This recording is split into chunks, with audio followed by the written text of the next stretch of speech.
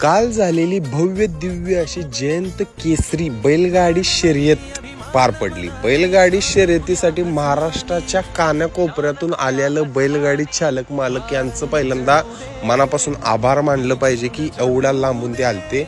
आणि 2 नंबरला आभार त्यांचं मानलं पाहिजे जे उन्हातानाचं प्रेक्षक एवढ्या हजारोंच्या लाखोंच्या गर्दीत तिथं बैलगाडी बघायला आलतं। बैलगाडीसाठी एवढी गर्दी आज मी पहिल्यांदाच बघितलेली। महाराष्ट्रात एवढी कुठं गर्दी झाली नाही तेवढी आज आपल्या कासेगावात गर्दी बघायला भेटली।